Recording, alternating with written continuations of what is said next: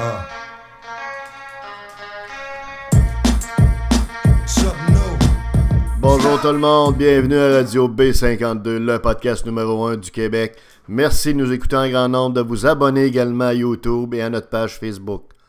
On passe ça. Qu'arrivera-t-il si Donald Trump, ce sympathique maître de la duplicité, décide que les États-Unis se retirent du traité de libre-échange? Eh bien, c'est à B52, vous allez le savoir, parce qu'on a fait le tour de la question, on a regardé les principaux écrits là-dessus, et on vous a résumé ça. Il y a 7 moves, il y a 7 étapes, il y a 7 aspects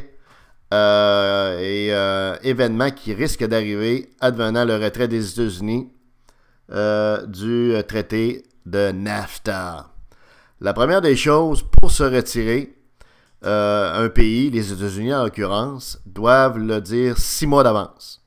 Donc, la journée où que Donald annonce que les États-Unis se retirent, eh bien, il y a un 6 mois où, dans le fond, le traité est toujours actif et toujours en vigueur. Ça va? Ça, c'est la première des choses.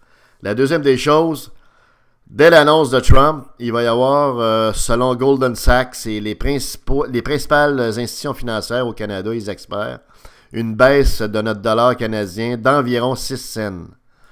Donc, il va y avoir un repli de notre monnaie, du loonie. Et c'est un repli qui va être temporaire, mais tout de même. Ce qui risque d'arriver, par contre, c'est que ça va aider les exportations canadiennes. Parce que dès que le dollar canadien diminue, ça favorise évidemment la compétitivité de nos produits en abaissant le prix de nos produits par rapport au marché américain. L'autre chose, c'est que les marchés monétaires vont probablement compenser, du moins en partie, l'impact des nouveaux tarifs à ce niveau-là. Donc, c'est la deuxième chose, le dollar canadien qui va dropper. Troisièmement, il y a des poursuites légales qui risquent de popper aux États-Unis. Il y a déjà, depuis les récentes années, une chicane entre plusieurs avocats et constitutionnalistes sur le pouvoir réel effectif d'un président américain de pouvoir unilatéralement et en vertu de son propre veto dire que les États-Unis se retirent d'un traité comme l'ALENA. Les avis sont partagés là-dessus. Pourquoi? Parce que selon la Constitution, le président est effectivement a les pleins pouvoirs en matière de relations internationales, tandis que le Congrès a, lui, les pleins pouvoirs en matière de commerce. Donc, quand on parle d'un traité comme l'ALENA, on traite évidemment de quelque chose qui est international, ça implique 3 pays, mais on traite essentiellement de trading, de commerce.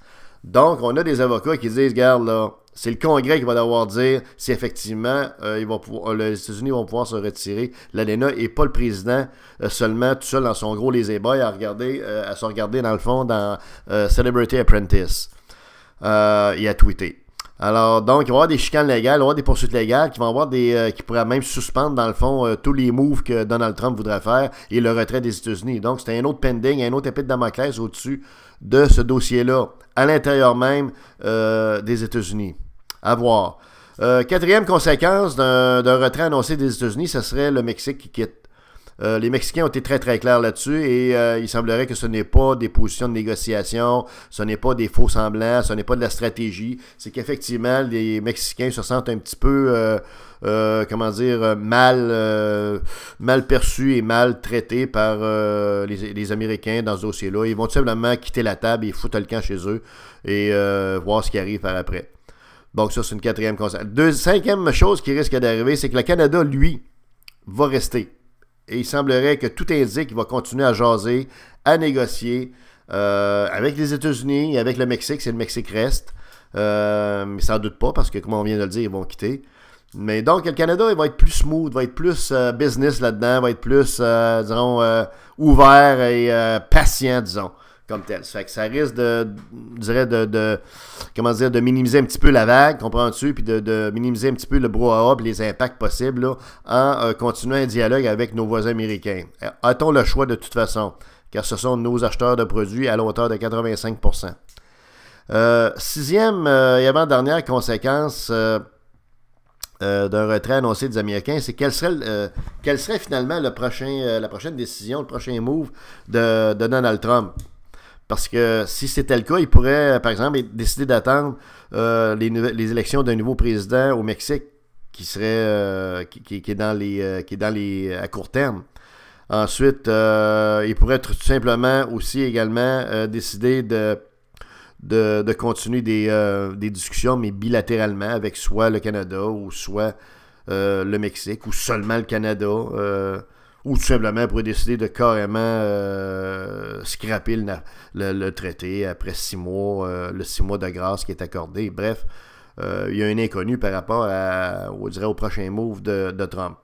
Le Canada croit qu'en ayant une bonne attitude du point de vue canadien, une ouverture du côté canadien, eh bien, on semble croire que du côté américain, on aurait une ouverture équivalente, à au moins poursuivre les discussions. Mais il reste que Trump est un petit peu imprévisible non plus, comprenez-vous, et puis même pour lui-même, je crois. Alors, c'est un facteur, comme rendu, qui est un petit peu difficile parce que c'était une boule de cristal là, qui était imprévisible, Donald Trump, hein, sur 2 pattes. Finalement, ce qu'il faut voir en tout dernier lieu, c'est que, advenant le retrait des États-Unis, évidemment, eh bien, les tarifs internationaux entreraient en vigueur. Ça, c'est une principale conséquence économique là, que les gens ne savent pas toujours.